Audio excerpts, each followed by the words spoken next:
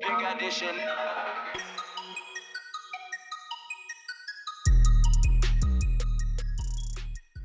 Olá, criptofãs, nós decidimos criar um conjunto de roupas, hoodies e t-shirts relacionados com o universo das criptomoedas como uma forma de vocês conseguirem apoiar o podcast Bitcoin Talks. É só irem ao site da editora Self e procurarem pela categoria de vestuário. Olá, António. Olá, Rui. Último episódio da 4ª temporada. Isto é mesmo sempre a andar. Vá. E Verdade. hoje? Vamos começar por o quê? Hoje Que nós queremos meter muita coisa no episódio, temos muita pelo que coisa. eu percebi. Vamos entrar a sério e depois no fim então fazemos aqui a nossa reflexão sobre o que é que significa termos 40 e qualquer coisa episódios, não é? Pois, Que é qualquer coisa, já é qualquer coisa. já é qualquer coisa. Então vá, se calhar começávamos por responder a algumas pessoas que temos algumas perguntas pendentes. Aquelas a quem não respondemos também não se preocupem, porque se calhar não acabamos aqui. Portanto, vai haver mais podcast para a frente. Mas, entretanto, gostava de responder à Sandra Oliveira e agradecer. Fez-nos uma pergunta já aqui há uns dias atrás e que era sobre o Crypto.com. Basicamente, É um exchange, é o quê? sim, basicamente é um exchange, mas acima de tudo é focado no seu cartão Visa. O Crypto.com tem um cartão Visa. Sim, na verdade é um serviço que, sim, tem exchange, sim, permite comprar e trocar criptomoedas, não tem uma quantidade enorme de criptomoedas, tem uma seleção curta, tem vindo a aumentar a quantidade de criptomoedas. Em termos de seleção é mais tipo Coinbase e menos Binance, é isso? Algo assim, exatamente, algo assim mais controlado, uma quantidade menor de criptomoedas, não é propriamente um Binance onde tem tudo e mais alguma coisa, uma espécie de um Alibaba das criptomoedas.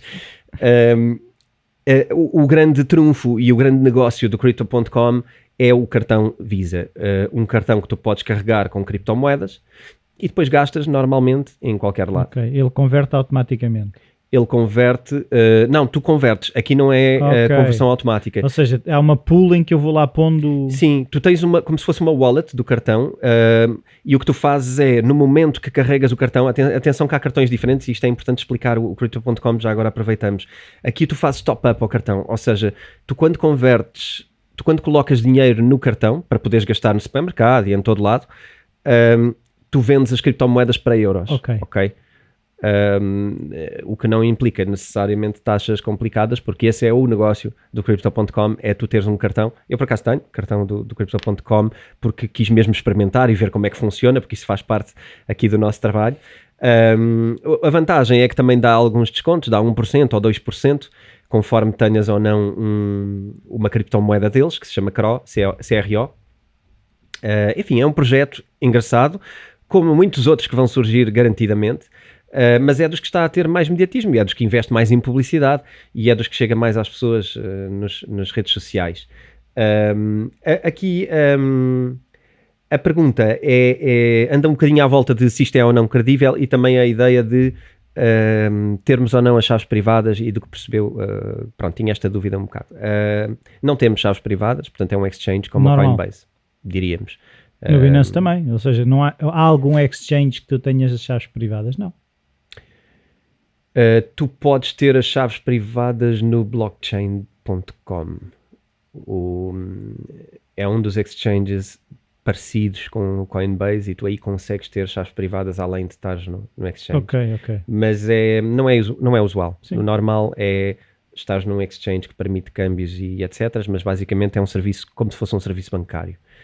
Isso tem o bom e o mau, atenção. Claro, tem vantagens e desvantagens. As chaves privadas já falámos algumas vezes. Há pessoas que primeiro têm que se habituar até depois poderem ter as suas chaves privadas, porque se perdermos, perdemos tudo, não é?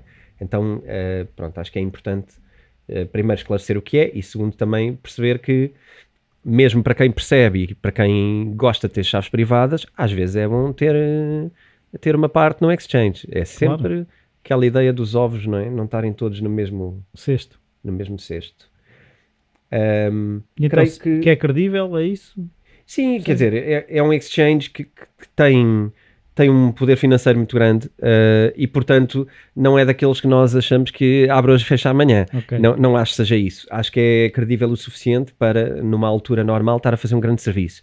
É daqueles exchanges ou é daquelas empresas, vamos dizer assim, daquelas fintechs, quase podemos misturar aqui o conceito, que acredita nisto, não é? E que tem um balanço financeiro muito grande por trás e que está num campeonato que vai acontecer, ok? Nós não podemos dizer que este é o Facebook ou este é a Google ou este é... Porque primeiro podem acontecer alguns, não é? Que depois falham e depois vêm outros, mas não é daqueles que me levanta desconfianças e portanto eu acho que é uma boa opção. E também tem sei lá, uma pessoa que seja referência. Eu agora estava a pensar na questão do Binance, é o XZ ou, não é? Ou GZ. O CZ. CZ. Sim. Nunca acerto com o nome do homem. E a questão é, se o Crypto.com também sabemos mais ou menos quem são as pessoas ou... Aqui não há propriamente... Aqui não. Mas, no entanto, não é uma empresa que se esconda. Para teres uma ideia, é uma empresa que patrocina, não me lembro agora qual é a corrida, mas patrocina a Aston Martin numa competição.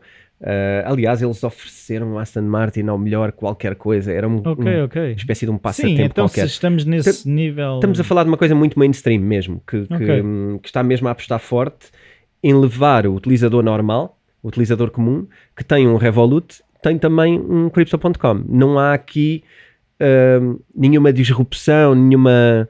É tornar mesmo as criptos mainstream. A Crypto.com é não mesmo... é um salto muito grande para quem já tem uma conta num banco. Exatamente. É para o comum dos mortais que vê vantagens em ter aquele cartão por dar descontos, por exemplo.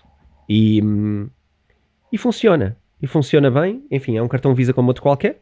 A diferença é que tu tens que fazer top-up, ou seja, tu tens que pôr dinheiro no cartão para depois gastares com o cartão. Mas é bastante útil. Sim. Tens um desconto de 1 a 2% em tudo que compras. É muito interessante. Em Portugal já não há cartões bancários com esse tipo de descontos, já existiu no passado. Hoje não há cartões bancários com descontos em tudo que tu comprares. Há descontos com parcerias, não é? Mas não há aquela coisa de tudo o que gastares tens desconto. Isto é interessante. E eu acho que as criptomoedas, para atrair pessoas, estes negócios vão ter que... buscar estratégias que já foram usadas. Já foram usadas, sim. É revisitar o passado. Passaria então para o comentário, mais comentário do que dúvidas. José Agapito enviou-nos um e-mail. Ele até é uma pessoa que nós conhecemos, já passou pelo cowork também da praia, o cowork da Self. O José Agapito fala-nos de... Quando falámos do El Salvador, ele é sul-americano, e quando nos falou das eleições no Peru, no país dele, em que estava a haver diferenças muito pequenas. Isto aconteceu há umas semanas, portanto estamos a falar com atraso, mas houve eleições e as eleições estavam muito renhidas e houve muita suspeita sobre legalidade e sobre corrupção nas eleições. E ele traz um bocadinho a conversa de como é que a blockchain podia resolver isto. Claro. E pronto, e ele ainda por cima sendo uma pessoa das matemáticas e compreendendo essas lógicas todas, identificou muito bem a necessidade de uma blockchain para votações, que já é aplicado hoje em alguns tipos de votações pelo mundo fora. Mas para eleições presidenciais em países ainda não há grandes casos de uso. Houve alguns casos de uso e tentativas de fazerem isto com criptomoedas, portanto com blockchain, em África, também quando há suspeitas. E sem dúvida, quer dizer, eu acho que é uma coisa que vai acontecer e mais rápido do que estamos à espera, não é? Isso vai implicar um salto, um bocadinho, uma generalização do uso da tecnologia que se calhar hoje em dia ainda não existe, não é? Se tu imaginares que a população de Portugal, nos 10 milhões, se calhar ainda há pessoas que têm telemóveis teclas ou se calhar nem têm telemóvel, não é? Por isso estas questões de pôr essas pessoas a votar num ambiente de blockchain, se calhar o desafio é esse. Porque a tecnologia, de facto, eu vejo que é mais, como é que eu dizer, menos corrompível ou menos provável de haver corrupção, não é? Sim, eu acho que o mundo nunca anda todo à mesma velocidade, não é? Como tu estavas a dizer, ainda há pessoas hoje que se calhar não têm um smartphone, têm um Nokia 3310, faz de conta, algures. Não estamos todos na mesma tecnologia sempre. Também giro é constatar que nos países que durante muito tempo tiveram menos desenvolvidos, muitas vezes nós temos aquela ideia errada de que toda a evolução vai passar pelo mesmo caminho. Ou seja, pensares, em África ainda não tem linhas telefónicas, quanto mais telemóveis. E não é nada disto. Não é nada disto. A África nunca vai ter linhas telefónicas e já tem telemóveis. Porque tu fazes saltos tecnológicos às vezes. Nós fizemos um percurso muito mais penoso ao ter que fazer e instalar linhas telefónicas e etc, quando hoje é atirar para ali um satélite e as coisas funcionam. Pois, é isso, funciona a nível de satélite. Tu não vais ter ADSL em África, tu não vais ter fibra, tu vais ter os satélites do Elon Musk a mandar o Wi-Fi para cima dos países, é isto que vais ter. Já não vais passar por aquela evolução, tu vais encontrar países muito mais evoluídos do que se calhar aqui na Europa vão estar nesse momento. Claro. Porque quando não há nada... Eles não têm alternativa, têm que dar o salto para ali. Dás o salto. Assim como não vais ter agências bancárias espalhadas por países enormes, não é?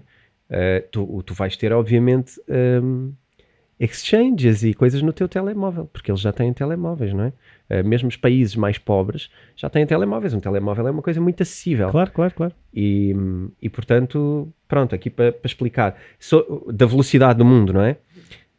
A blockchain, eu acho, para usos políticos e para usos de descentralização e de anticorrupção, é só o tempo de tu venderes às pessoas certas a ideia, ou seja, de tu teres pessoas inovadoras nos governos e nessas organizações que depois, por força das circunstâncias, querem mesmo implementar. E a partir daí, quando tu tens uma dificuldade e tens uma coisa que resolve, é fácil. É só preciso vontade, não é? Aplicas. E eu também acho, mais uma vez, que tu vais ter, se calhar, a blockchain mais rapidamente, ou já tens, aplicada a sistemas de votação em países... onde não há confiança nos processos eleitorais. Do que, por exemplo, aqui na Europa. Porque tu aqui, se já confias, o processo de mudança vai ser muito mais preguiçoso, não é? É sempre aquela coisa, se funciona, para que é que eu vou mudar? Pois. Sim. É verdade. Então, se calhar passava para a última questão, que é do Orlando. O Orlando da Silva Costa enviou-nos uma questão que lhe levantou uma suspeita, que leu um artigo num jornal reconhecido, americano, num dos jornais mais populares, onde se conta uma história do FBI ter não só identificado criminosos, como confiscado as chaves privadas e conseguiu ficar com as bitcoins que foram usadas para cometer um crime. Portanto, financeiro. Sim, estamos a falar de um ransomware, creio que foi o caso, ou seja, basicamente o ransomware, para quem não saiba, é, por exemplo, eu hackear o teu computador, colocar as coisas encriptadas e pedir-te um valor para te desencriptar o computador, para tu poderes ter acesso às tuas coisas. E quando pedem isto, muitas vezes pedem em criptomoedas. Isto terá sido feito... Lá está, para não serem apanhados. Pois, mas isso é tão errado. É isso que vamos falar hoje. Isso é a ilusão de que a Bitcoin traz anonimato é muito errada. A Bitcoin não é anónima, ela é pseudónima. Significa que... Bom, vamos desmontar. Pois é isso. Significa isto que, em primeiro lugar, para quem não sabe, já o dissemos aqui algumas vezes, mas relembrar que as transações de Bitcoin estão permanentemente disponíveis online. Tu podes ver todas a acontecerem. De onde é que foi, para onde é que foi, qual carteira. Portanto, isto é tudo menos anónimo, é o contrário, é transparente. Qual é a questão? E aqui é que podes falar de pseudónimo. Eu sei que a pessoa A032X24N, o que for... Comprou 10 Bitcoin. Sim, que circulou desta carteira para J32 não sei quantos. Agora, eu não sei a quem é aquela pessoa. Sei que é uma pessoa, mas não sei em que país está, nem sequer. Mas posso saber, imagina, porque há uma coisa que eu também já me apercebi, que é, há pessoas que podem ter o seu endereço para receber, imagina, eu acho que até o António Chagas, não é? Sim. Que tem um endereçozinho para as pessoas poderem contribuir para o podcast dele, ou lá para a associação, não sei o quê, lá do Bitcoin, não sei, Bitcoin Portugal. E então, se eu conseguir, se eu sei que aquela pessoa está associada àquela entidade e que aquela entidade tem aquele endereço, se eu for à procura daquele endereço, eu sei que todas as transações foram feitas para aquele endereço. Sim.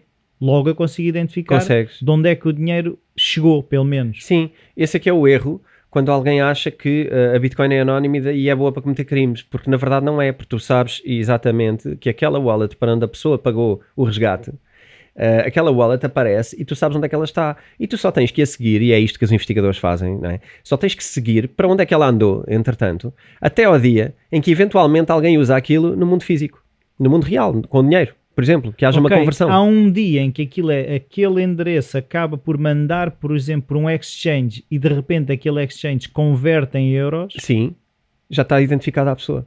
Porque nos exchanges nós estamos identificados. Sim. Ou, outra coisa, no dia em que aquela Bitcoin for usada numa loja que até aceita Bitcoin, mas tu sabes que aquela carteira é de uma loja física, tu já tens um indício de onde aquela pessoa está. E onde é que aquela pessoa andou, qual é o país dela, qual é a cidade, ela esteve ali, se há câmaras de vigilância, não há. Então tu consegues ir atrás, é uma investigação normal, não é? Que com dinheiro físico é muito mais difícil, com dólares, dinheiro físico é muito mais difícil, aí é impossível. Portanto, quando se fala de privacidade e que as bitcoins e as criptomoedas vão trazer facilidade do crime, não vão nada. O crime é mais fácil com o dinheiro que nós já temos, com o dinheiro governamental, é muito mais fácil. Pronto, portanto, aqui a ideia de que o FBI há muitos anos que apanha criminosos, e tem uma força de investigação para isto, há muitos anos que apanha criminosos com criptomoedas. No entanto, como há um apanha lado... criminosos sem criptomoedas. Claro. Não acharem que só apanha porque eles têm criptomoedas. Não, até ficam mais fáceis de apanhar, não é? Portanto, aí, ao contrário. E lá está, salientar sempre essa ideia. O crime não está nas criptomoedas que eles usam, não é? Também não está nos dólares quando eles usam dólares. Se tu recebes um resgate em dólares, vais pôr os dólares em causa. Sim, é tal coisa. O machado pode servir para cortar lenha ou para matar alguém, não é? Bom exemplo, olha, bom exemplo. Eu normalmente tento explicar a história dos dólares, que nós não criminalizamos o dólar. Mas de facto, sim, o machado, é sempre o uso que a pessoa dará. Lá está. O mal está sempre no humano e nunca está é no importante instrumento. esta ideia que tu estás a dizer, não torna mais fácil. É porque igualmente difícil, mas a ideia que eu acho que muitas vezes tentam passar é eles agora, como aquilo é só um endereço, é muito mais fácil, não é? Sim, não é. Sobre essa notícia há uma segunda parte que foi o confiscar das moedas. Aí é um bocadinho diferente. Como é que eles conseguem confiscar? Essa foi uma das partes de maior dúvida do Orlando, e eu depois fui ler a notícia com alguma calma, e aquilo é assim, porque isto levanta a ideia de que o FBI conseguiu descobrir as chaves privadas, conseguiu hackar de alguma maneira, ou conseguiu fazer alguma coisa com as chaves privadas e recuperou as moedas, as criptomoedas das pessoas. Mas há aqui um engano, quer dizer, isto punha em causa que a Bitcoin de facto fosse eficientemente segura, não é? Porque se alguém conseguia descobrir as chaves privadas de outra pessoa e tirar de lá as moedas, então estávamos todos em perigo, não é? Claro. Não é o caso. Na notícia, por vários momentos, diz-se que o FBI conseguiu, ou as autoridades conseguiram confiscar o dinheiro e conseguiram as chaves privadas, e por várias vezes diz na notícia, eu aqui chamava a atenção para... nunca foi esclarecido por eles como é que obtiveram as chaves privadas. Ora... Podemos fazer aqui um filme, não é? Sim, podemos fazer um filme. Eu acho que o filme tem que ser mais ou menos não estou a ver muitos diferentes. Obrigar as pessoas a dar a chave. As pessoas tiveram que ser forçadas de alguma maneira a darem as chaves. As pessoas que as tinham... Porque não há outra maneira de eu ter acesso à chave se não for alguém dar uma chave. Sim. Eu só vejo dois cenários. Ou foi algum acordo a que chegaram, ou foi à força, não é? E, mas então, agora, pensando aí um bocado no que estavas a dizer da notícia, a partir do momento em que, as pessoas são forçadas a dar a chave, não é? Existe, se as Bitcoin lá tiverem, ou as criptomoedas, não sei, é possível devolver o dinheiro às pessoas, porque eu cedo à conta onde elas estão, e eu sei que aquela pessoa transferiu X criptomoedas para aquele endereço daquele criminoso, eu vou lá, as moedas estavam lá, posso devolvê-las à pessoa. Podes, e até tens a wallet, podes fazê-lo, é possível, se tu seguiste para ali também sabes de onde é que vieram, então podes mandar para trás, aliás até podes mandar todas, porque haveria mais do que aquele resgate, não é? Muito mais. Claro. Podes devolver a toda a gente, portanto isso é interessante até. Sim, porque lá está, porque tu consegues perceber exatamente o que é que veio de onde, e não é, mas eu tinha dado 10, não. Tu deste 5. Está ali registado. Sim, é giro esse conceito. Queria deixar, era muito claro esta ideia de que de maneira nenhuma aquela notícia ou aquela recuperação põe em causa a segurança e a forma como funcionam as chaves privadas. Ali o que aconteceu foi, eles conseguiram obter as chaves privadas e não esclareceram como. Pronto, é isto.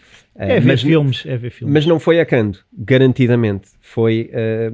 privação de sono e... por exemplo, não é? Pronto, e acho que em termos de questões... É ver filmes de torturas de guerra e imaginar umas quantas.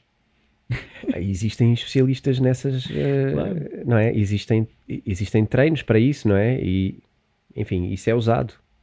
Não sei se foi usado neste caso, mas... Certo, mas o que eu acho, o que isto a mim também me salta à vista é a falta de desconhecimento até por parte dos criminosos, ou seja, esses criminosos que acharam que estavam mais protegidos por fazer aquilo em cripto, também estavam enganados, ou seja, as pessoas que acusam as criptos de ser mais fácil, estão tão enganadas como os criminosos que acharam que seria mais fácil de se esconderem. Sim, e há até alguns artigos sobre isso, e com uma posição do próprio FBI a dizer que há coisas que ficaram mais fáceis. Claro. Em termos de apanhar criminosos, há coisas que estão a ficar mais fáceis com criptomoedas, porque de facto a capacidade de fazer tracing é maior. Sim, mas eu agora estava a pensar, por exemplo, quando existem aqueles crimes de pessoas, hackers que entram em cartões de crédito e fazem compras, não sei o quê, deveria ser o mesmo processo de eu conseguir perceber até através de IPs, ou claro que depois há os VPNs e aquelas coisas todas, não é? Mas, teoricamente, isto deveria ser tão fácil como as criptos. Sim. Mas também existem casos, não é? Tu tens seguranças, tens patamares de segurança nas quais o banco te vai telefonar eventualmente para saber se tu autorizaste mesmo aquilo. Se tu estás numa zona geográfica diferente e o banco sabe, e depois é feito um gasto noutro sítio, também acende um alarme. Portanto, existem também alguns instrumentos de controlo do lado do tradicional Visa, de meios de pagamentos tradicionais. O que eu acho é que não são tão óbvios nem tão transparentes, não é? Acho que é por aí. Mas também aí se revertem em transferências às vezes, e também aí se apanham criminosos e depois é revertido o saldo. Depois há seguros, não é? Por trás disso, e normalmente existem devoluções. O problema é se tu não detectares a tempo que foste clonado, ou que clonaram o teu cartão, ou que fizeram alguma coisa, e então aí pode já ter sido feito o dano e pode ser tarde demais para recuperar. Pois, mas agora o que eu estou a ver é, em termos de hacking, não é possível hackar criptomoedas. Ou seja, no dia em que estamos a gravar isto, não sabemos, ou seja, não sabemos de nenhuma forma, não é? Sim, não, é assim, até hoje não é? E no dia que for possível está tudo em causa. Pois, é isso. Não, tipo, sabemos que é possível fazê-lo, mas que leva séculos a fazê-lo. Ok. E um poder computacional que não justifica de maneira nenhuma, porque tu para conseguires uma coisa daquele género, gastas mais a fazê-lo do que podes beneficiar alguma vez. E isto é parte da segurança. É tornar desinteressante. Ou seja, os custos e os benefícios não compensam.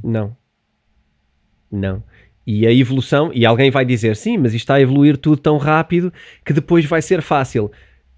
Não, porque as criptomoedas também não estão paradas, não é? E a criptografia delas também vai complicando. E também vai evoluindo para dificultar. Mas isso depois, agora é trazer uma coisa que eu acho que é capaz de ser interessante, que é a questão de, ok, Satoshi Nakamoto criou o Bitcoin, fez lá o white paper onde vem aquelas determinadas regras, características da criptografia, está-se a pôr camadas em cima disso, ou seja, essa questão da segurança tem sido, daquilo que tu tens lido, uma parte da equação, porque eu vejo, ok, otimização do consumo de energia, é muito falado. Esta questão de ser mais fácil pegares no cartão de crédito, como estávamos a dizer, e pagar com criptomoedas. Se as questões de segurança é uma das coisas que está em cima da mesa na evolução tecnológica das criptomoedas. Sim, e ainda bem que falas nisso, nós iríamos sempre falar aqui. Este ano, por exemplo, está para ser implementado um Taproot, que é uma... Para dizer, em primeiro lugar, sim, está a ser implementada frequentemente melhorias e alterações de programação dentro da própria Bitcoin. Ela já não é igual ao que era. Em 2017 tivemos a implementação da SegWit, que era o Segregated Witness, e que eu falo disso no livro, porque foi na altura, foi pouco antes de eu ter escrito o livro. Este ano está prevista uma das grandes atualizações também na Bitcoin, que é a Taproot. Taproot tem a ver com privacidade, multi-signature, por exemplo, haver uma wallet e ser necessário ambos assinarmos para conseguirmos fazer uma transferência, por exemplo. Mas quê? Mas isso será uma wallet partilhada por duas pessoas, é isso? Sim, ou por uma organização, imagina. Como existe também na questão das empresas, que tem que ser a assinatura do CFO e do não sei quê. Por exemplo, imagina, nas empresas é frequente tu decidires como é que ela obriga, não é? E ela obriga, muitas vezes, com a assinatura de um sócio e do gerente. O gerente mais um sócio, ou 2 sócios, ou, enfim, pode ser uma combinação de coisas. E normalmente é assim. E aqui também a mesma coisa. E também uma implementação que está... Ou seja, Taproot é uma coisa grande, é uma implementação grande, e que inclui várias coisas, entre elas também a possibilidade de transações mais privadas dentro da Bitcoin. Portanto, como assim mais privadas? Onde tu possas propositadamente optar por maior anonimato, maior privacidade na tua transferência. Algo que vai aproximar esse tipo de transferências a um Zcash ou, por exemplo, a um Monero. Portanto, a uma private coin. Mas como é que isso funciona? Ou seja, neste momento, a Bitcoin, tu sabes todas as transferências que são feitas, na Monero e no Zcash não sabes? Não sabes. Tu tens tu tens uma data de tecnologias que ajudam a esconder. E aqui não é esconder fingindo que ela não aconteceu. É misturar de tal maneira as transferências que tu nunca sabes qual é que foi a verdadeira, nem para onde é que foi. Ou seja, quando há uma transferência, dispara 10 e uma delas é verdade. Sim. Tens ring signatures, tens transferências fantasma, tens uma data de desenvolvimentos que fazem com que tu nunca saibas de facto para onde é que foi o valor. Então, teoricamente, todas deverão caminhar para um universo mais parecido com Monero e Zcash? Não, eu acho que isso é uma opção. Eu acho que isso tem o bom e o mau, não é? Então, qual é o mau e qual é... O bom eu consigo ver, agora o mau não estou a ver. Então, fala-me do bom para a seguir eu contrastar com o mau. O bom é, quanto mais anónimo, à partida, mais seguro. Porque se eu identificar, quanto mais peças eu tiver para identificar, mais facilmente eu consigo ir atrás da pessoa e mais facilmente eu também consigo perceber o que é que são alvos dignos de ser atacados, porque se eu perceber que aquela pessoa ou aquela carteira está a fazer 500 milhões em transações ou uma carteira que está a fazer 1000 euros em transações, eu não vou estar a investir o meu tempo a atacar, entre aspas, a conta de 1000 euros, mas se calhar justificaria a alguém que fosse atacar uma de 500 milhões. Sim. Por isso é que quanto mais anónimo, a mim parece mais seguro. Logo seria uma vantagem. Sim. Porque é também um direito, não é? Tu tens direito a que a tua carteira não esteja pública para toda a gente ver, porque isso é perigoso de alguma maneira, não é? É mesmo isso. Pronto, tem esse lado bom. O lado mau, eventualmente, é voltar a surgir um discurso de que a privacidade está relacionada com más intenções. Certo. Eu não tenho nada a esconder.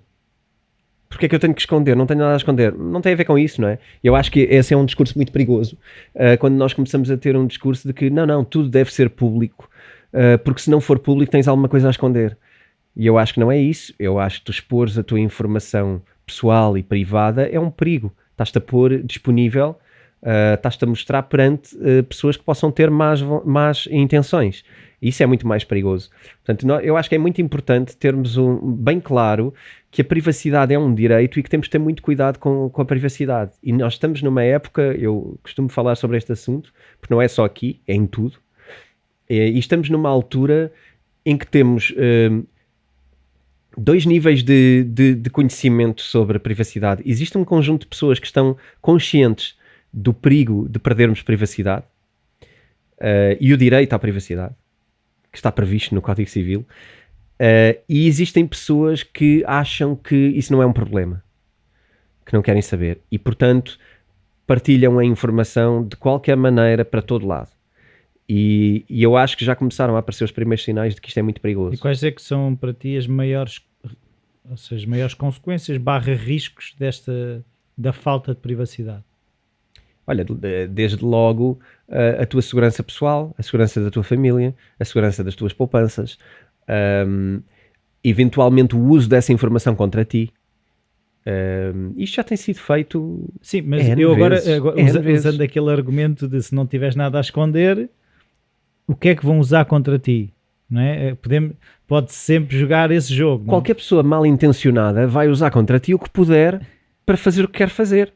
E quando colocas demasiadas fotos no Facebook a mostrar tudo sobre a tua vida, estás-te a pôr a jeito para que alguém use essa informação no dia que decidir fazer algo menos bem intencionado onde te possa prejudicar, não é? Claro. Eu estou a falar da coisa mais básica e que aí acho que toda a gente percebe, não é? O perigo de expor-se.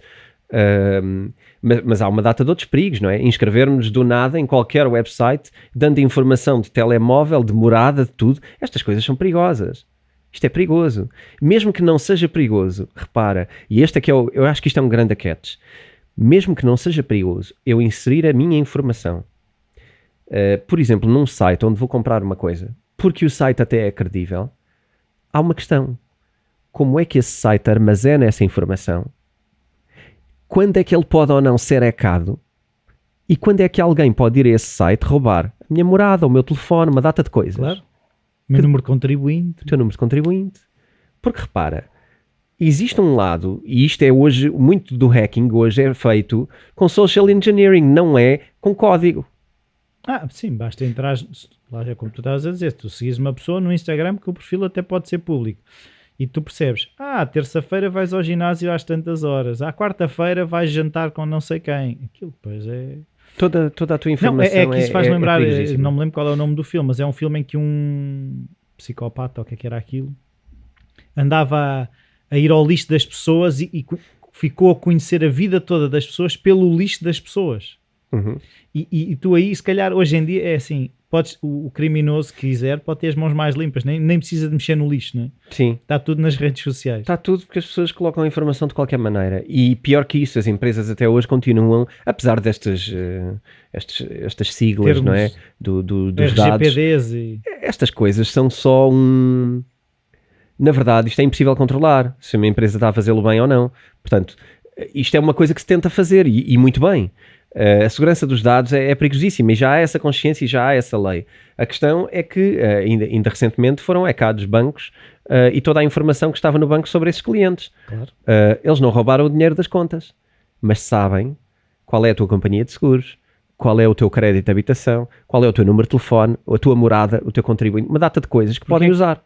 A questão é, porque é que eles te vão roubar 500 euros agora se a informação que têm lhes vai permitir, se calhar a longo prazo, ganhar muito mais? Sim.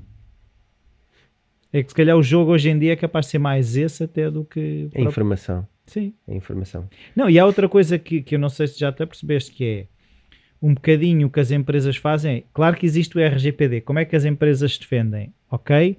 Tu, para veres o site, tens que consentir os dados que o RGPD te protege, tu dás-nos para veres aquilo que tu queres. Ou seja, é com o teu consentimento. O RGPD é contornado por, ok, queres ter acesso a este site? Dá-me acesso aos teus dados. Sim. Pronto. Sim, e uma data de coisas que nos parecem gratuitas, não é? Claro. Que na verdade não são. A informação tem muito peso e tem muito valor. O teu perfil é o teu valor. E é vendida, e as empresas vendem a informação. Enfim, tudo isto é um... Mesmo aquela coisa episódio. de aceitar os cookies, não sei se já te percebeste, mas eu quando entro num site agora, aquela coisa de accept all. Eu não faço accept all. Eu vou ver quais é que são o que é que eu estou a dar autorização. E já houve sites em que eu me apercebi, ok, eu não quero isto, eu não vou ver isto. Simplesmente sai do site. Porque o accept all é assim, as pessoas não... É só para tirar aquilo da frente. Sim. Ok? Sim.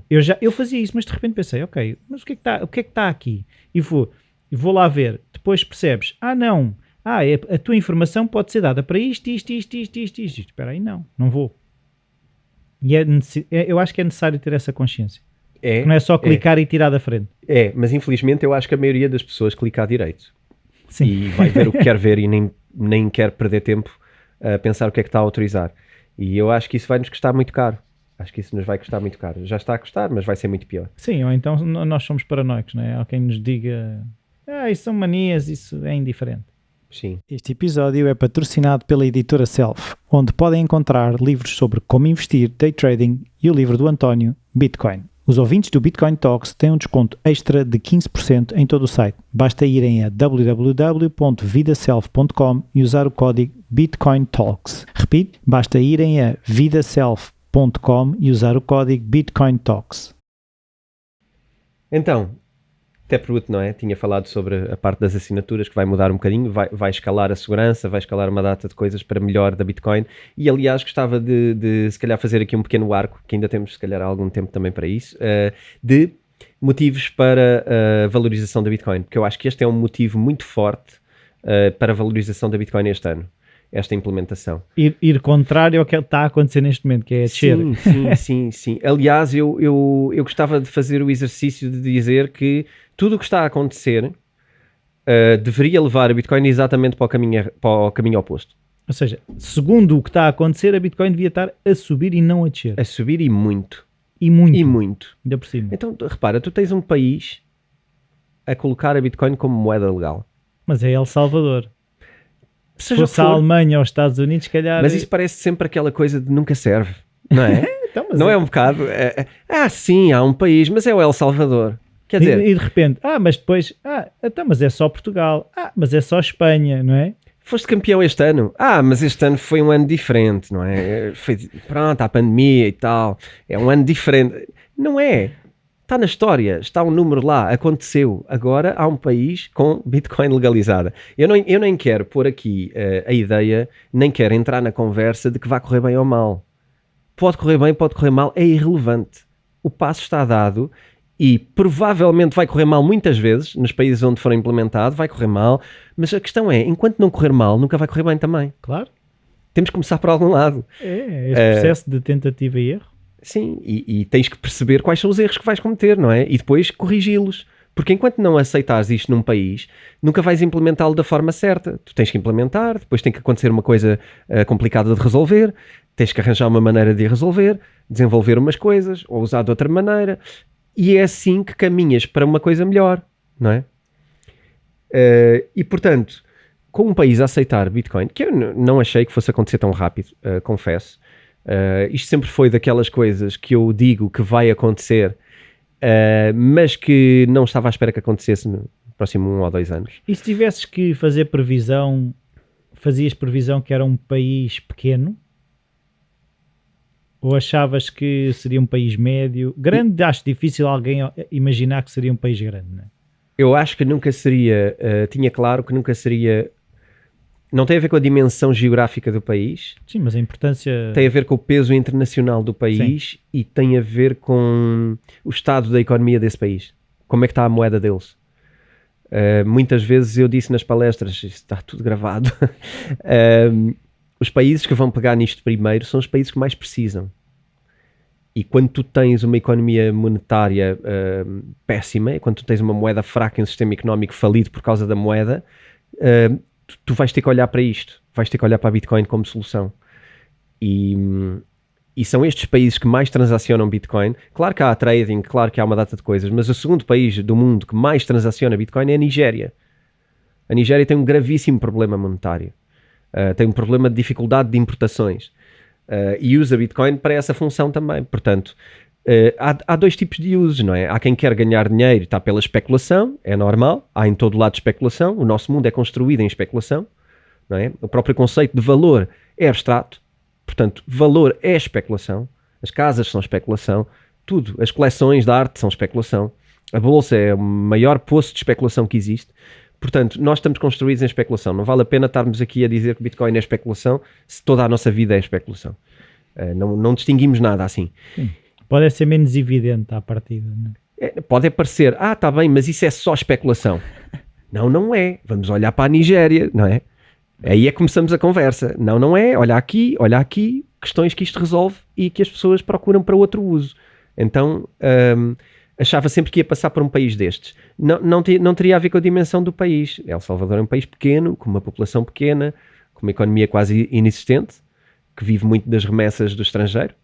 Certo, mas isso também está a pensar, uma Argentina também não, assim, não sou especialista em economia mundial, nem em história, né? Mas a ideia que eu tenho é que a Argentina tem passado por crises com a moeda dele e inflações também bastante grandes. A Venezuela é outro caso, não é? Acho que, de um modo geral, toda a América do Sul vive as últimas décadas com grandes dificuldades com a sua moeda, com as suas moedas. Mas lá está, o peso de uma Argentina legalizar uma Bitcoin era diferente de um El Salvador. Sim, claro que sim. Claro e que o problema é o mesmo.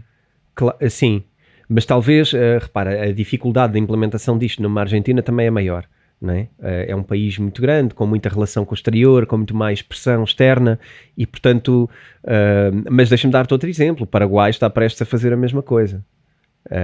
E, aliás, estão cerca de 6 países na calha, a maioria da América Latina, mas estão 6 ou 7 países na calha e até em conversações entre eles para começar a colaborar nesta ideia de adotar criptomoeda como moeda corrente.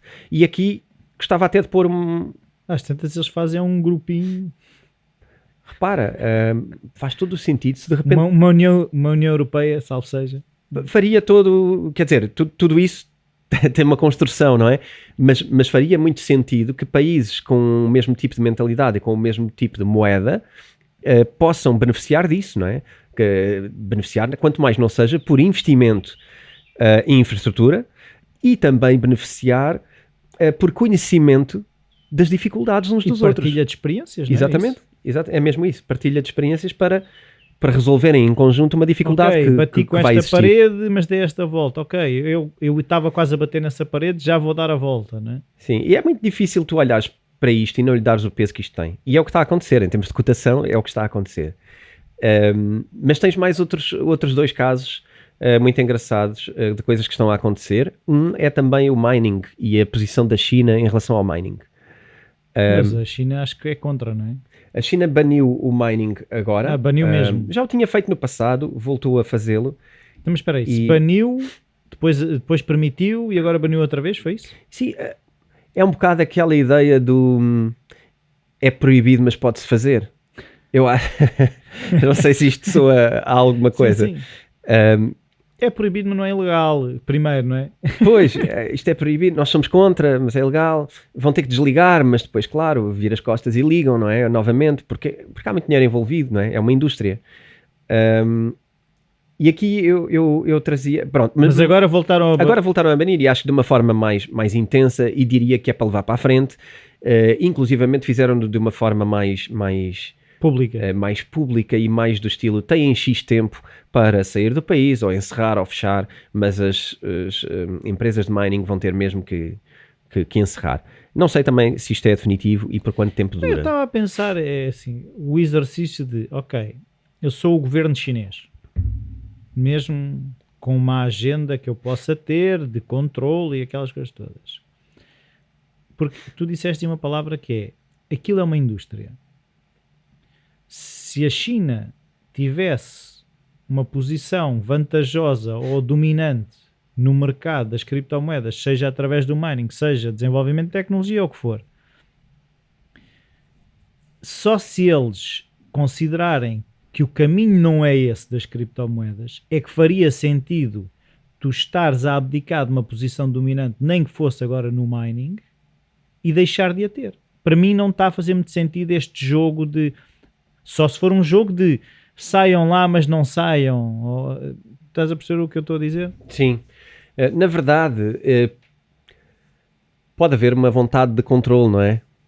E a China teria sempre esse perfil. A questão é que, como isto não é muito controlável, talvez não faça sentido permitir.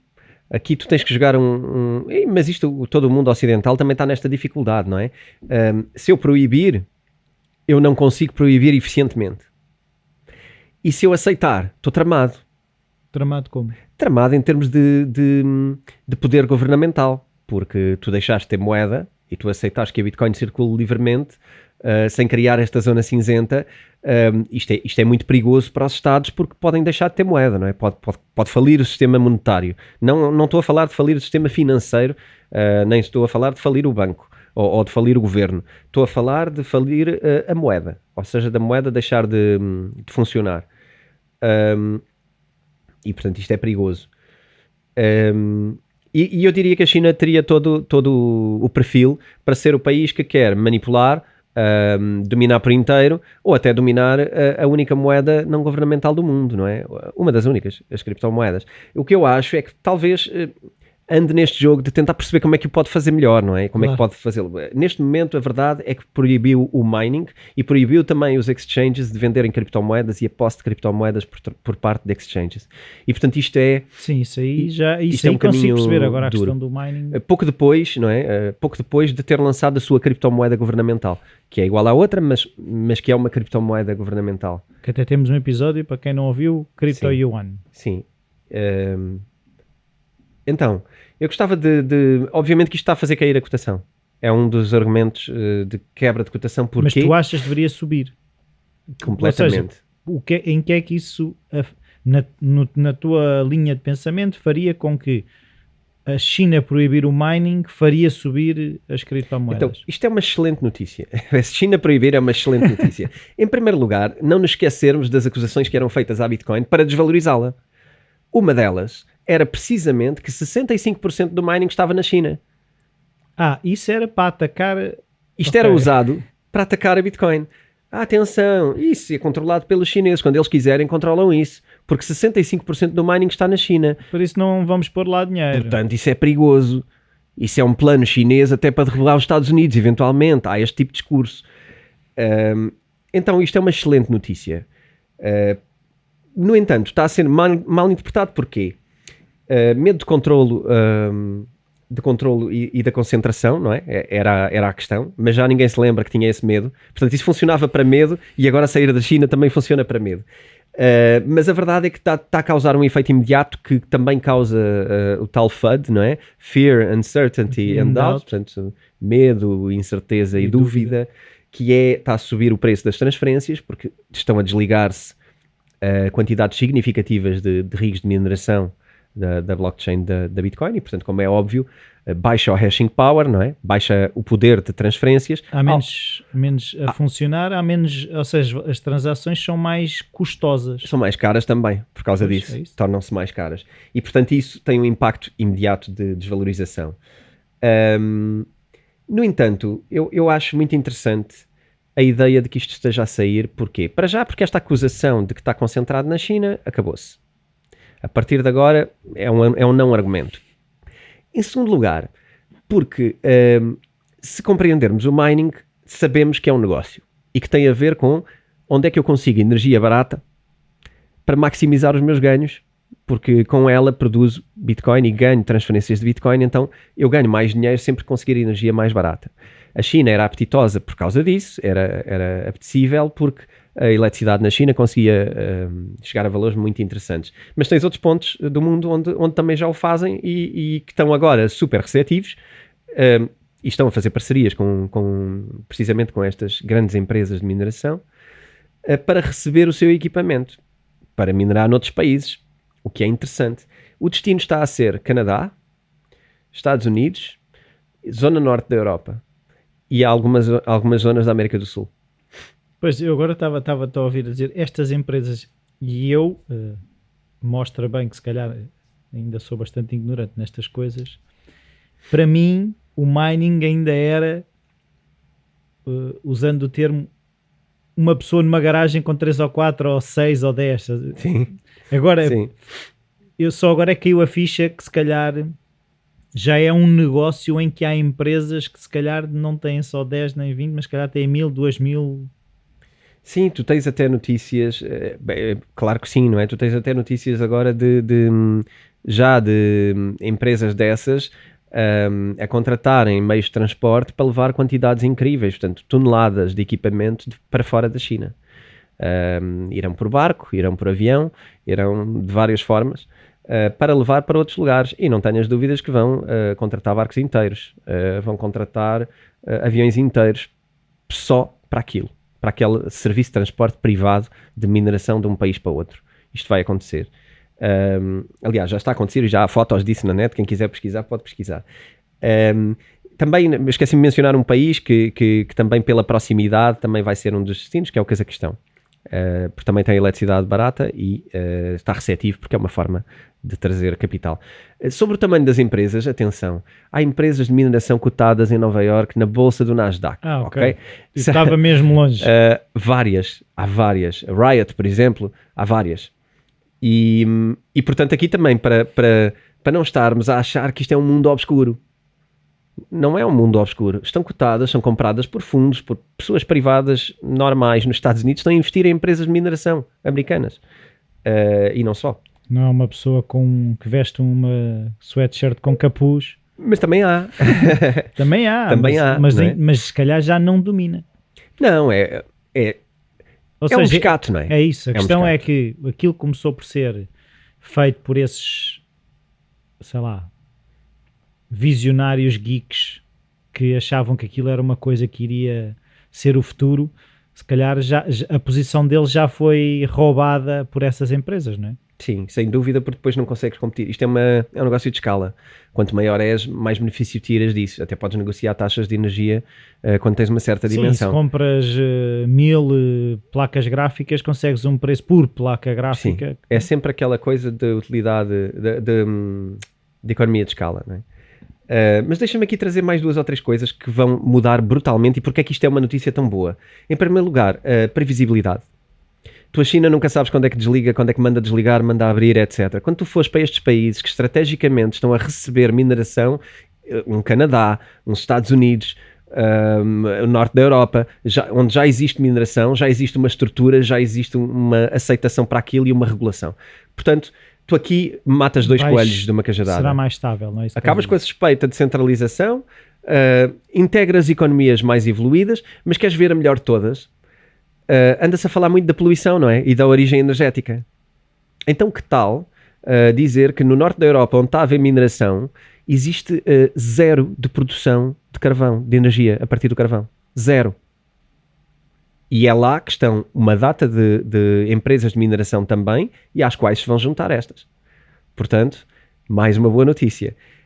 Achas que nos Estados Unidos vão atrair mineração para ligar centrais de carvão para produzir energia? Não. Vão investir brutalmente ou vão aproveitar energia solar, eólica e etc. Energia limpa, barragens e etc. Hídrica, portanto. E portanto, isto é um 2 em 1.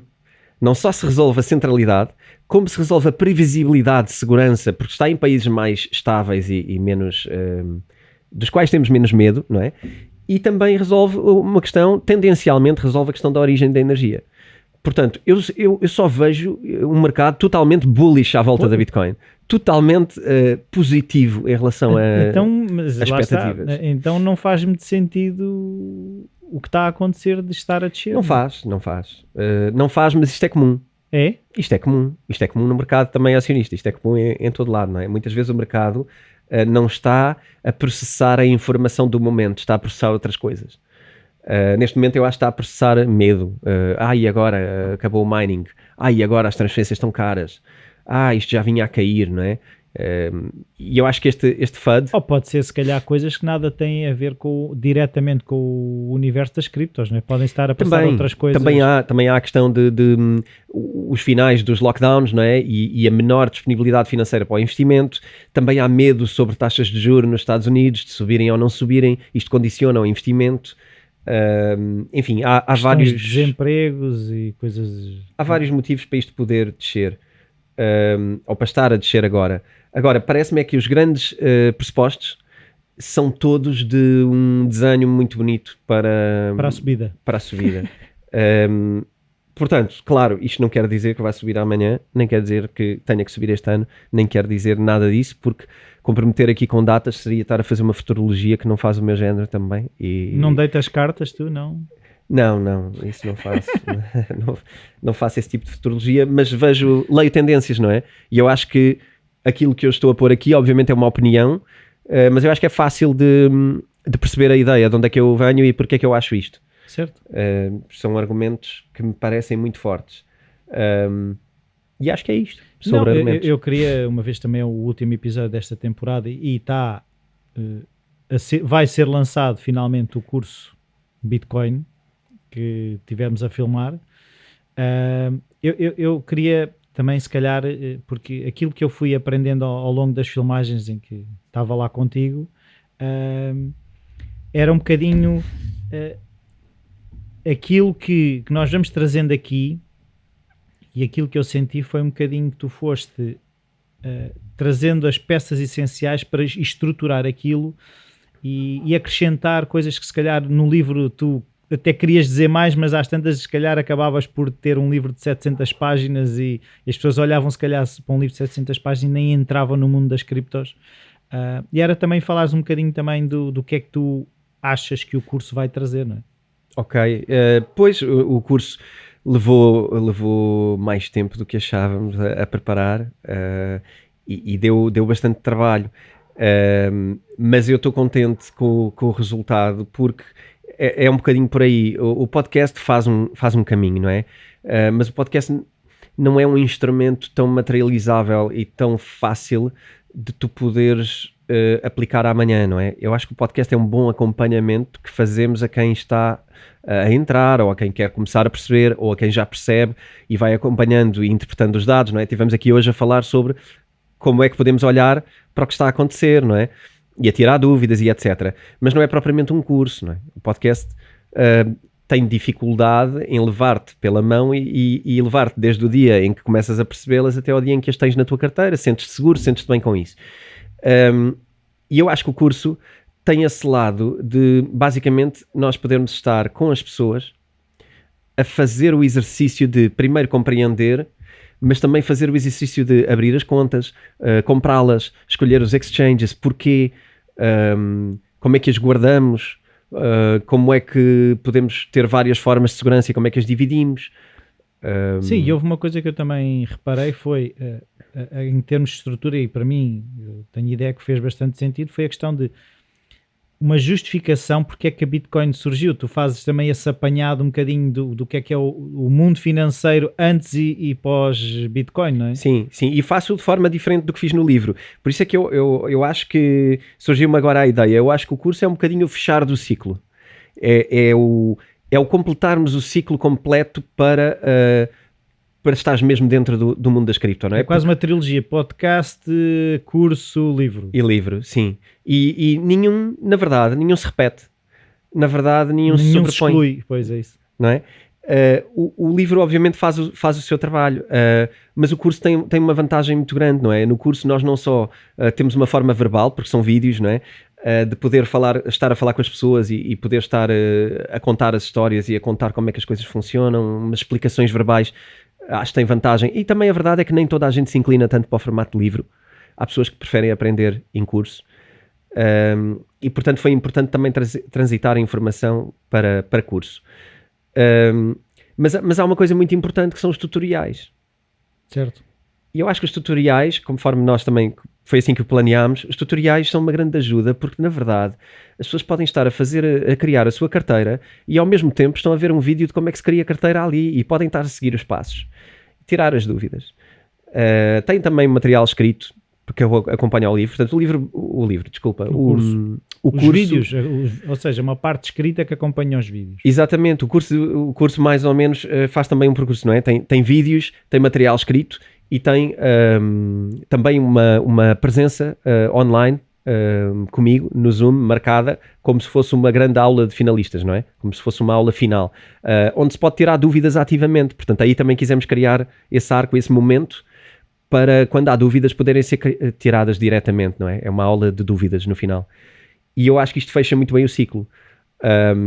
O que é muito importante e que eu faço no curso e não faço no livro, e aqui vamos tocando, mas não é a mesma coisa, é o investimento, como investir. Ferramentas, não é? Lembro-me que acho que há um capítulo que se chama mesmo Ferramentas para o Investimento, não é? Sim, o curso tem 5 capítulos e o último capítulo é focado só em perfil de investidor, conhecer o nosso perfil de investidor, que é fundamental, porque isto não é só pegar nas ferramentas e usar, porque umas são boas para nós, outras não são. primeiro perceber quais. Então também fazemos esse arco no curso. O último capítulo é totalmente um capítulo dedicado a perfil de investidor, ferramentas para investimento e algumas técnicas de investimento, Estratégias, não é? estratégias que partem de o momento em que identificamos qual é o nosso perfil, não é? Se temos um perfil mais assim, devemos usar mais esta técnica ou mais aquela. Vive bem com o risco, se calhar Sim. vou mais para ali. Vive mal com o risco, vou mais para o outro lado. Exato.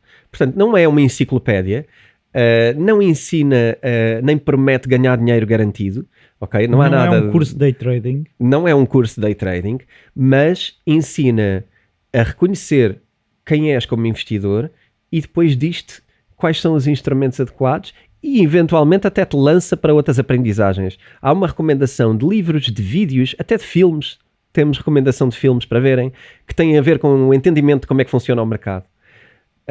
Portanto, eu acho que é este curso básico, não só de criptomoedas, mas também um bocadinho até de literacia financeira. Sim. Tu várias vezes dizias isso durante o curso, não é? Sim, era um bocado isso que eu ia-me apercebendo. Ei, mas isto também faz sentido para isto. Ok, isto também liga com aquilo. Isso explica porque é que aquilo aconteceu. Sobretudo quando há aquela...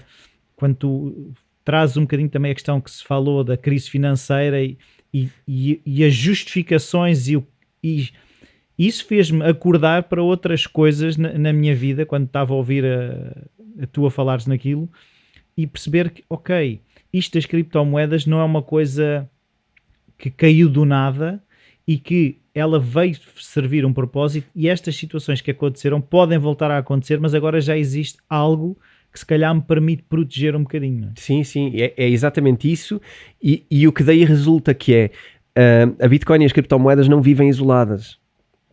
Isto não é uma coisa que está ali no canto e que só funciona ali.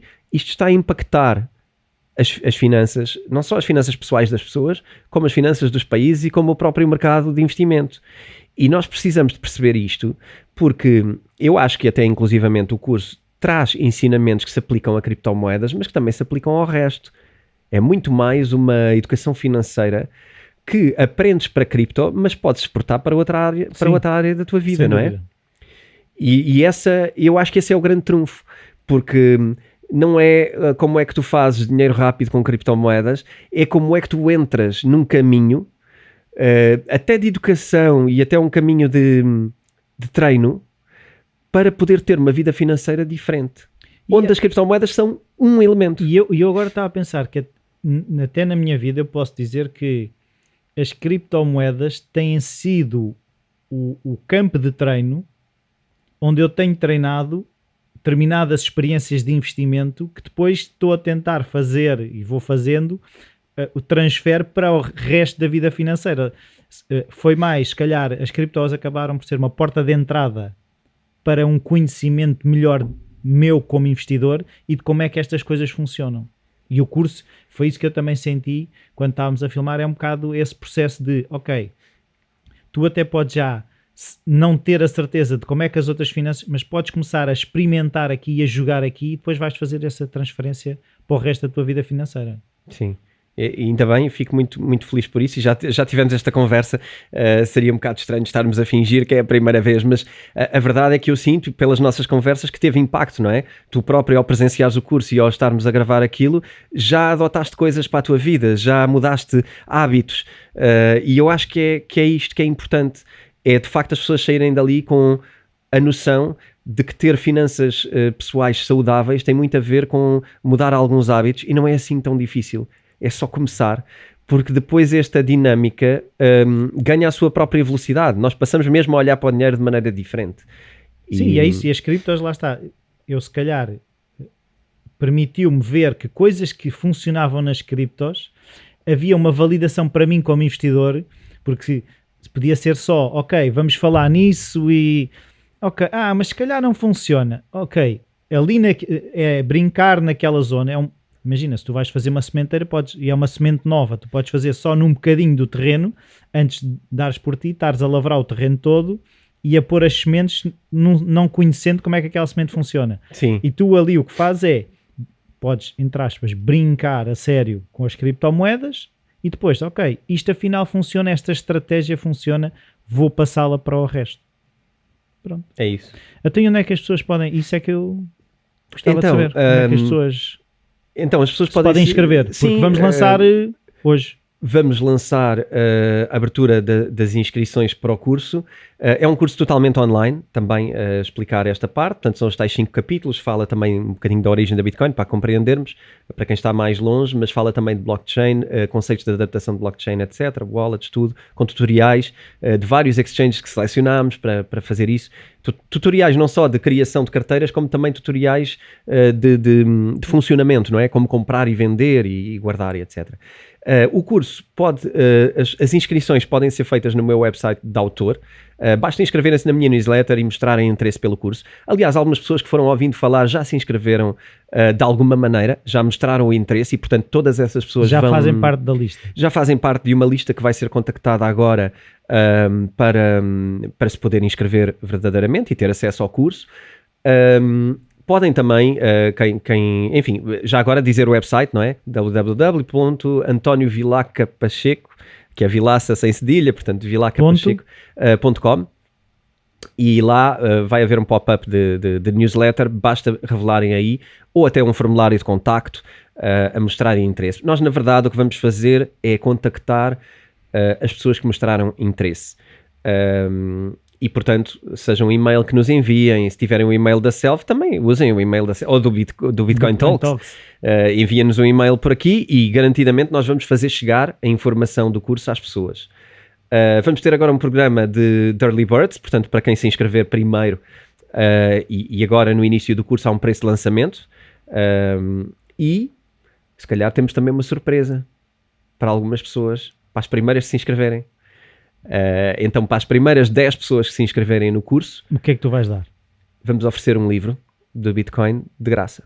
Olha, boa. É um complemento de leitura. Os primeiros 10. Os primeiros 10. Ok. E pronto, eu estou contente com o trabalho, espero que as pessoas também, eu acho que está ali muita informação e está ali muita semente para criar a tal vida financeira saudável, não só em cripto, mas para fora. Obviamente que estamos a falar de cripto e obviamente que o interesse é aprender sobre Bitcoin e como é que isto se faz tudo, não é?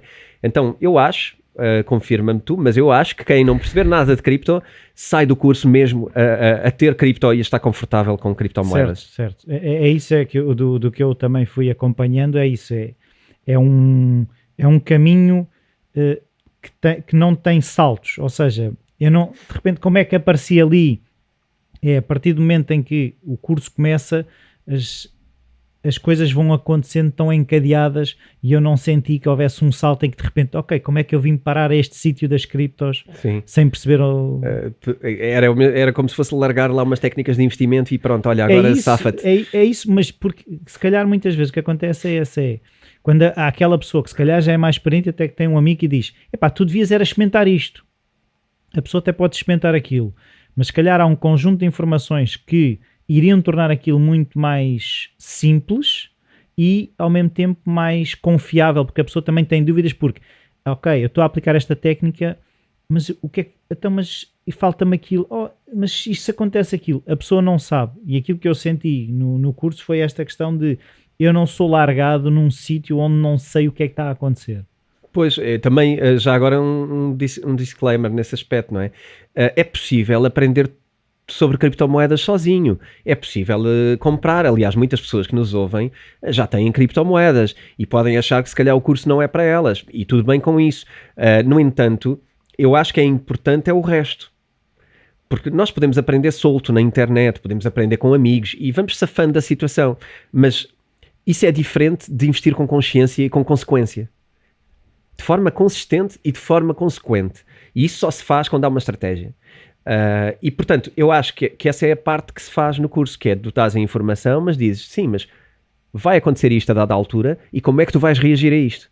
Vai acontecer aquilo e como é que vais reagir àquilo? Então, o que é que tens de ter? Princípios para o teu investimento.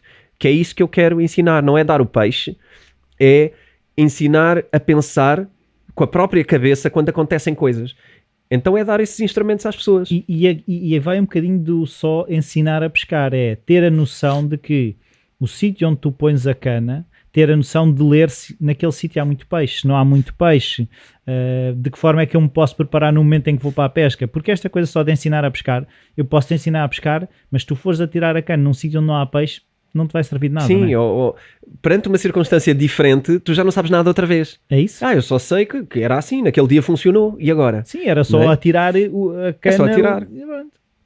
Pronto, eu acho que é isso. Eu acho que é fazer o arco e tentar preparar as pessoas para esta... é um bocadinho o treino para a realidade depois, não é? Que é perceber o que é que está em causa, perceber como é que as coisas se mexem e porquê, perceber onde é que podemos também ter fontes de informação, que há lá várias sugestões de sites a seguir, lá está, de livros para ler, eventualmente se querem investir mais no day trading, algumas dicas de leituras, mas também muito técnicas de investimento que não nos obrigam a inventar a roda, porque na verdade existe uma maneira fácil e simples de fazer isto. Nós não temos que ser traders para ter criptomoedas e para ganhar dinheiro com investimentos. Nós podemos adotar algumas estratégias que são partilhadas no tal 5º capítulo, que são mais tranquilas, uma forma mais passiva de gerir o dinheiro. Portanto, há hipóteses para vários tipos de investidor, não é? Se nós queremos estar mais distantes, também há uma forma de investir. Se nós queremos fazer day trading, também podemos fazê-lo, mas eu não quis fazer um curso focado só numa técnica de investimento. Achei que é importante mostrar o que há, que é para percebermos como é que isso encaixa na nossa vida e então decidir certo, bem. Mas isso encaixado com a tal coisa do perfil do investidor, que foi uma coisa que eu senti que faz todo sentido. E então? É isso, deixamos se calhar o contacto bitcointalks@editoraself.pt. Isso é o do podcast. Qualquer coisa, o site antoniovilacapacheco.com também. E podem inscrever-se no curso e eventualmente também também faremos um envio de uma newsletter. É um bocado o que tu estavas a dizer, qualquer e-mail que vocês encontrem da Editora Self, do António ou do podcast, se demonstrarem interesse em informação relativamente ao curso, irá chegar. Chega a nós, sim. Inscrevam-se e enfim, depois verão se interessa ou não. Nós enviaremos obviamente a informação de quais são os conteúdos do curso. São mais de 5 horas de vídeos, são mais de 50 páginas de texto, não tem que se ler tudo, também não se assustem com o tamanho. Sim, mas é um bocado que tu mas disseste. É um acompanhamento, é um documento ao qual podemos recorrer, os ensinamentos depois podemos ir ali, mas não me lembro bem como é que funciona aquilo, porque estas coisas nós até gostamos de revisitar, não é? E portanto eu acho que é um documento que fica, não é? Apesar de tudo é como se fosse mais um pequeno livro. Também uma parte também de identificar esquemas, uma parte que também oferecemos o livro, o pequeno e-book de alguma maneira está incluído sobre como identificar esquemas de pirâmide. Portanto há uma data de informação que fica do lado e também tem acesso imediato, quem se inscrever no curso, imediato a essa aula presencial que faremos que será marcada. É presencial ou é interativo? Desculpa, é live. É live. Mas não é online na mesma? É online. Portanto, todo o curso é online, podem tirar o curso onde quiserem. Agora que vão para férias, talvez seja uma boa oportunidade.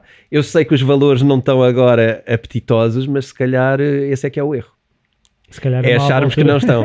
Se calhar achamos que não está a subir e temos menos entusiasmo, mas se calhar é uma altura para pensarmos mais a sério que pode ser uma altura para comprar. Enfim, lá aguardo toda a gente no curso. E agora vamos de férias? Vamos de férias. Também se calhar vão acontecer umas surpresas durante as férias, mas isso irão ser surpresa. E terminámos a 4ª temporada e com vontade de fazer uma 5ª, não é? Então, 2 minutos de como é que te sentes agora que acabámos a 4ª temporada? Fazem um preview a tudo. Eu acho que, é assim, na 3ª nós estávamos a saltar da 2ª, que já estava com um espaço muito grande, houve um espaço grande entre a 2ª e a 3ª. E eu acho que na 3ª estávamos a entrar no ritmo. Eu acho que a 4ª já foi bastante mais sólida e aquilo que eu sinto também é a interação com as pessoas também aumentou, o número de visualizações aumentou, o número de downloads. Até o projeto vídeo, não é? Que agora também estamos em vídeo no YouTube, já temos visionamentos significativos, já há pessoas que assistem em vídeo. Eu acho que a coisa solidificou, enquanto se calhar exponencialmente, né? A 3ª temporada demos um salto grande. Eu acho que a 4ª temporada veio solidificar, assim, mesmo até o nosso trabalho aqui, a maneira como trazemos os temas, o estarmos atentos a outras coisas, acabou por se ficar tudo mais sólido. Então, eu concordo. Deixava só uma recomendação que não nos lembramos de fazer muitas vezes, mas que os nossos episódios têm um desconto patrocinado pela Self, não é? Nos livros da Self. lembrei-me só de fazer uma alusão a aproveitem as férias para ler aqui alguma coisinha dos investimentos, porque... Eu em off estava a falar contigo Sim, de 3 livros que eu vou fazer umas férias de literacia financeira. sim, pronto, e talvez por isso me inspirou, nem estava a perceber, talvez me tenha inspirado, porque é uma ótima ideia, não é? Nós nas férias temos mais tempo para ler, se calhar vamos ler para a praia, epá, é um livro de investimentos. Não, e eu como estava a dizer, eu vou mudar de tema, né? Porque eu estou agora a terminar a licenciatura em Psicologia. Eu agora, durante as férias, não quero pensar em Psicologia. Quer dizer, no fundo acabo por pensar, porque o perfil de investidor tem a ver com quem tu és, acaba por haver Psicologia na mesma, mas Sim. é outra Psicologia, Sim. se calhar não tão ligada à licenciatura, não é? Sim. Então, tu vais ler alguns livros, queres partilhar? Vou ler, alguns? sim, o que tivemos a ver, vou ler o do Kevin O'Leary. Ok. Qual A é Verdade Nua e Crua, A Verdade Nua sobre e Crua, os homens, as mulheres e o dinheiro. O 50 Segredos dos Milionários. Uhum. E ainda não decidi se vou ler o Liberdade Financeira do Bodo Schäfer ou os 7 Segredos, 7 Segredos de Investimento do Warren Buffett. Como Warren Buffett, sim. São esses 4, ou seja, agora eu sei que vou ler 3 porque eu sei que se levar 4 depois aquilo se calhar já baralho-me e já não leio nenhum, então o terceiro ainda está ali para decidir, mas entre estes 4 vão ficar 3. Daí vais ler alguma coisa? Sim, vou começar pelo Kevin O'Leary. Parece-me que, daquilo que também tivemos a falar, que pode ser o melhor princípio e quero voltar depois das férias mais literado financeiramente. Então pronto, foram as sugestões do Rui de leitura, de literacia financeira da Self. O pessoal pode aproveitar o código de desconto que tem no podcast. E se calhar daqui para a frente, de vez em quando, até podemos falar de um livro ou outro. Certo, e até podem, se calhar, se lerem os livros, também mandarem um e-mail para cá. Sim, partilhem também, porque na verdade nós estamos muito ligados a isto, não é? Estamos muito ligados à parte editorial e estamos muito ligados a esta coisa das finanças pessoais, porque na verdade este Bitcoin Talks é quase um Personal Finance Talks, porque isto... É como é, tem a ver com tudo na vida, tem a ver com as nossas decisões, tem a ver com o dinheiro de um modo geral, e eu acho que também é por isso que nós somos um dos 2-3 podcasts em Portugal mais ouvido na área. Sim, já houve semanas em que tivemos em primeiro. Já tivemos em primeiro, temos estado em segundo e em terceiro, e eu acho que isto não é só por causa da Bitcoin, eu acho que é também por causa da largura de visão que nós temos. Sim, e isso já tivemos feedback de pessoas que dizem mesmo isso, que é, ou seja, nós vamos para além das criptos, e nós também já falámos várias vezes sobre isso, que são um dos temas num overarching team, um tema maior, um chapéu maior, que é a literacia financeira e as finanças, não é? Sim. Então, olha, foi um prazer. Como Igual. sempre, mais estes 10 episódios da 4ª temporada que se encerram hoje. Temos aí umas coisinhas para surpresas para os próximos tempos que não vamos falar, mas acima de tudo, dê uma olhada ao curso, como é óbvio, porque, enfim, é o trabalho que temos estado a fazer e esperamos que ele seja compensador para todos e que seja proveitoso para quem... É assim, se nós olharmos para o podcast e para o livro como janelas para as criptomoedas, o curso é a porta. É uma forma de olhar. Acho que sim. Então, um abraço então. Adeus e até depois das férias. Até à 5ª temporada. Até breve. Adeus.